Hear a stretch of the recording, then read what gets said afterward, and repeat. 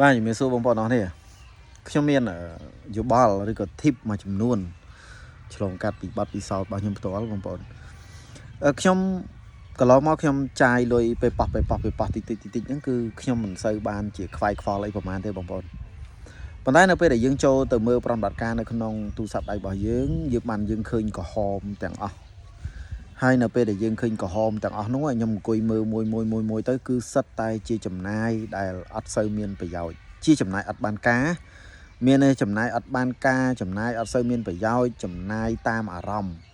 ហើយចំណាយទាំងអស់ហ្នឹងគឺបើយើងអត់ចំណាយក៏អត់មានបញ្ហាអីដែរជួនកាលយើងអបសុកយើងទៅទិញរបស់អីមួយញ៉ាំឬក៏អបសុកយើងទៅទិញរបស់អីដែលវាអត់ចាំបាច់ឬក៏ជួនកាលយើងទៅញ៉ាំកាហ្វេដោយអត់មានបានដោះដូរជាមួយទៅនឹងផលប្រយោជន៍អីមកវិញឲ្យសោះតើសោះអញ្ចឹងឆ្លងតាមបទពិសោធន៍ទាំងអស់ហ្នឹងគឺខ្ញុំគិតថាខ្ញុំស្ដាយមែនតើខ្ញុំស្ដាយជាមួយទៅនឹងការចំណាយទាំងអស់ហ្នឹងពីព្រោះការចំណាយទាំងអស់ហ្នឹងគឺវាកើតចេញមកពីពេលវេលារបស់ខ្ញុំពីព្រោះចំណូលដែលខ្ញុំបានយកទៅចំណាយនោះគឺសិតតែកើតចេញពីការខិតខំប្រឹងប្រែងធ្វើការរបស់ខ្ញុំអញ្ចឹងចំណូលទាំងអស់នោះគឺជាពេលវេលា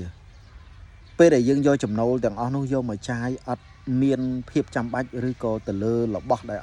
អត់សំខាន់នោះមានន័យថាស្មើនឹងយើងយកពេលវេលាទៅបោះចោលអញ្ចឹងអ្វីដែលខ្ញុំចង់ចែកម្លែកទៅដល់បងប្អូនសូមបងប្អូនពិចារណា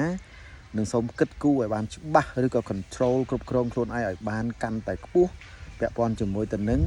អារម្មណ៍ពាក់ព័ន្ធជាមួយទៅនឹងចំណាយដែលយើងកើតចេញពីអារម្មណ៍របស់យើងនឹង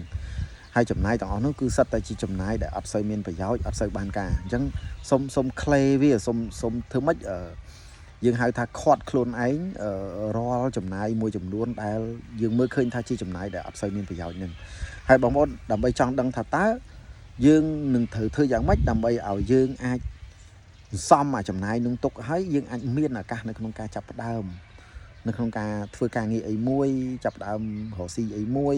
សំលុយសំទុនដើម្បីចាប់ផ្ដើមរបរអីមួយជារបរដែលក្តីស្រឡាញ់របស់យើងគឺមានន័យថាគឺជារឿងសំខាន់ខ្លាំងណាស់ពីព្រោះរបរគឺជាជីវិតរបស់យើងហើយរបរមានន័យថាវាអាចជួយមិនត្រឹមតែរក្សាមិនត្រឹមតែចិញ្ចឹមយើងទេគឺចិញ្ចឹមមនុស្សជាទីស្រឡាញ់របស់យើងនៅជុំវិញខ្លួនរបស់យើងអញ្ចឹងដើម្បីបងប្អូនអាចរកស៊ីមុនអាយុ25ឆ្នាំឬក៏រកស៊ីពីក្មេងអ្នកទាំងនេះអាចមើលវីដេអូខ្ញុំពេញនៅខាងក្រោមវីដេអូនេះនឹងអាចវីដេអូពេញហ្នឹងគឺនឹងអាចចែករំលែកនៅ tip នៅគំនិតជាច្រើនដែលធ្វើឲ្យអ្នកទាំងនេះរីកចម្រើនជាមួយខ្ញុំដូចគ្នា